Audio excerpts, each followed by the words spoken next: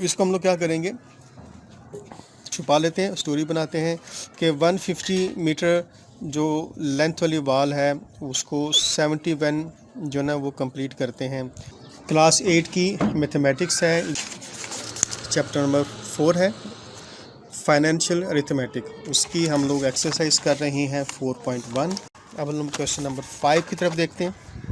Question 5 लिखा हुआ है कि 70 men can complete a wall of 150 metre length in 12 days के 70 आदमी हैं, वो 12 दिन काम करते हैं, तो वो 150 मीटर लेंथ वाली जो वाल है उसको कंप्लीट करते हैं।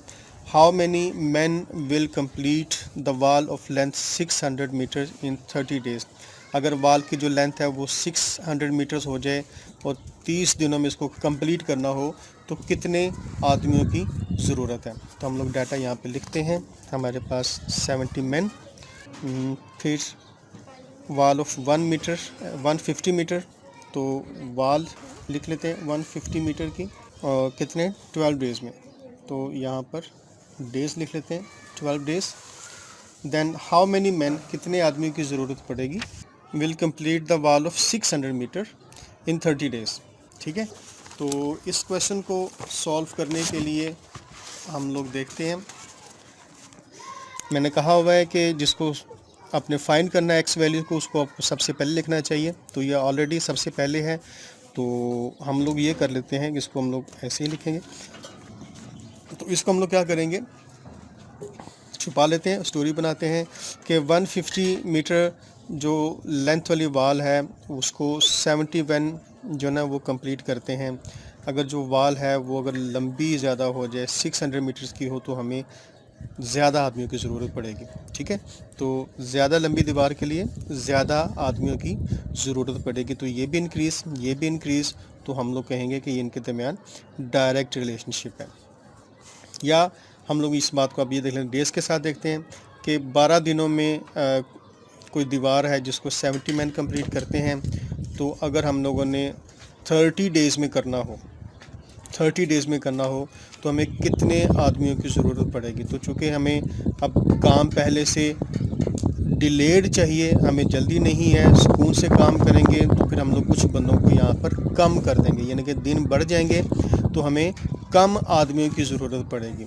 ठीक है, क्योंकि अब हमें काम करने की कोई जल्दी नहीं है, तो इसलिए ज़्यादा टाइम लगेगा और ज़्यादा टाइम के लिए हम लोग जो है वो कम आदमियों को काम पर लगाएंगे।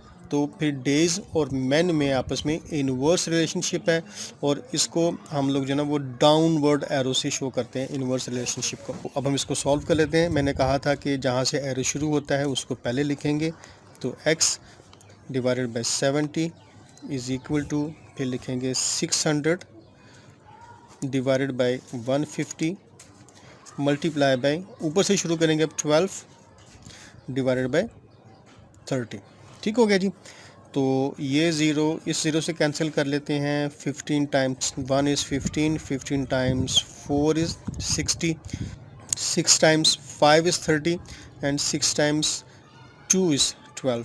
तो अब जो बाकी बच गया उसको लिख लेते हैं। x divided by 70 is equal to 4 multiply by 2 divided by 1 multiply by 5, 1 multiply by 5, तो ये हो जाएगा x divided by 70 is equal to 4 times 2 is 8, 1 times 5 is 5। अब चूँकि सिंगल फ्रैक्शन है, इस तरफ भी और इस तरफ भी दरमियान में इक्वल का सिंबल है, तो हम लोग क्रॉस मल्टीप्लिकेशन करेंगे, x को मल्टीप्लाई करवा देंगे 5 के साथ, तो और इसी तरीके से 70 को मल्टीप्लाई करवा देंगे 8 के साथ। अब हम यहाँ पर जो x है उसको यहाँ पर रखेंगे और 5 जो है उसको हम लोग राइट साइड पर शिफ्ट करेंगे। चूँकि 5 जो है वो x के साथ मल्टीप्लाई हो रहा है, तो ये इधर जाके डिवाइड हो जाएगा और यहाँ पर सिर्फ x रह जाएगा। तो x is equal to 70 multiply by 8, ये 5 डिवाइड मल्टीप्लाई हो रहा है तो यहाँ पे आके डिवाइड हो जाएगा। तो 5 टाइम्स 1 इज़ 5, 5 टाइम्स 1 इज़ 5, यहाँ से 2 कर इधर, ये 20 हो गया। 5 टाइम्स 4 इज़ 20,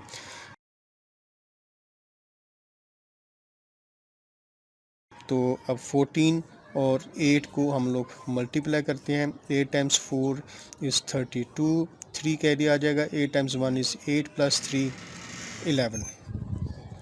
तो x हमारे पास आ गया 1 1 2। x क्या चीज़ है? ये बेसिकली नंबर ऑफ़ मैन है। तो इसका मतलब ये हुआ कि ज़्यादा लंबी दीवार को ज़्यादा टाइम में करने के लिए हमें 112 आदमियों की ज़रूरत है। ठीक है बेटा जी।